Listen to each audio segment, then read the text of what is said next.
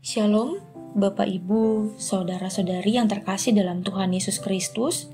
Pagi ini, saya Pendeta Marta Ulina bersama suami Yosefer mengajak kita semua untuk mengikuti renungan harian yang dikeluarkan oleh Sinode Gereja Kristen Oikumene di Indonesia GKO dengan pola 4M, menerima, merenungkan, melakukan, dan membagikan firman Tuhan. Sebelum merenungkan firman Tuhan, mari kita berdoa. Kami bersyukur untuk pagi ini, di mana sepanjang malam kami boleh ada dalam penyertaan Tuhan ketika kami istirahat. Biarlah pagi ini kami mengawalinya dengan firman Tuhan. Ajar kami mengerti apa yang Tuhan mau dalam hidup kami. Dalam nama Tuhan Yesus kami berdoa. Amin. Pembacaan kita hari ini terambil dari Injil Lukas pasal yang ketiga ayat 6. Demikian bunyi firman Tuhan. Dan semua orang akan melihat keselamatan yang dari Tuhan. Amin. Tema untuk renungan kita di pagi hari ini adalah objek keselamatan dari Tuhan. Nah, dari bacaan tadi, kita mau menggali isi Alkitab dengan beberapa pertanyaan. Yang pertama, apa maksud melihat keselamatan dari Tuhan?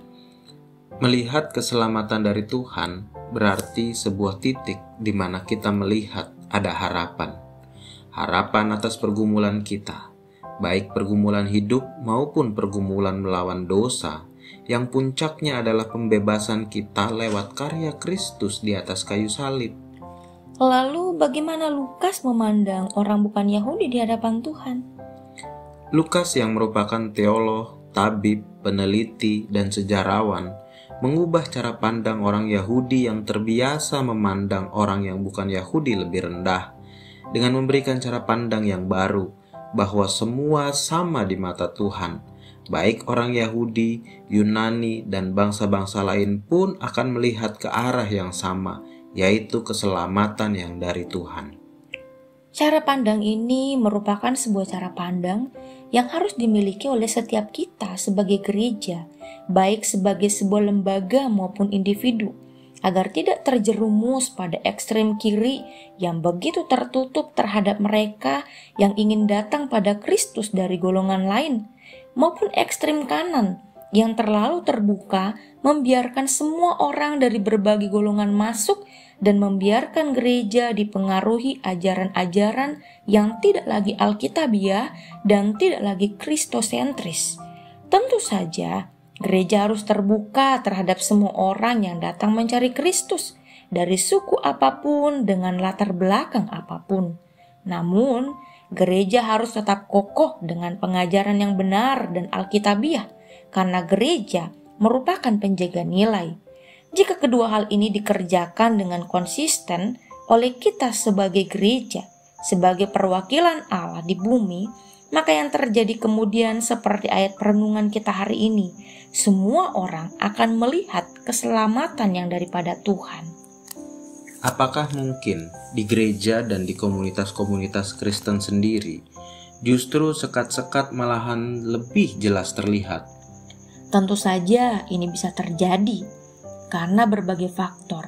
Namun, kita perlu kembali mengingat dan menyadari betul bahwa Yesus datang bukan hanya untuk menebus sekelompok orang saja, sekelompok suku, atau sekelompok bangsa saja, tapi semua orang. Betul sekali. Inilah yang seharusnya kita syukuri dan kita rayakan dalam kehidupan kekristenan kita. Bahwa Allah yang kita sembah bukan Allah yang hanya dibatasi oleh satu bangsa saja, dibatasi oleh satu kelompok saja, tapi Allah yang membuka pribadinya untuk dikenal semua orang yang mau datang untuk mengenal Dia. Jika Allah saja membuka dirinya untuk semua orang, menginginkan agar semua orang melihat keselamatan yang daripadanya, mengapa justru kita yang seringkali menutup jalan bagi orang lain untuk datang kepada Kristus? Hanya karena faktor like and dislike, atau hanya karena berbeda cara berpikir, bahkan hanya karena kepentingan golongan tertentu. Jika dulu Allah mengirimkan mana untuk menopang hidup bangsa Israel, kini Allah mengirimkan anaknya untuk memberikan kita keselamatan dan jaminan hidup kekal bagi mereka yang meresponinya.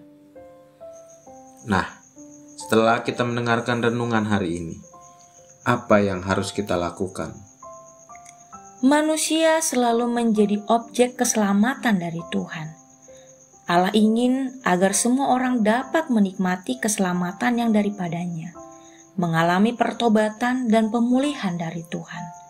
Untuk itu, Allah bermitra dengan kita, memanggil gerejanya untuk menjadi jalan supaya semua orang dapat melihat keselamatan yang daripada Tuhan.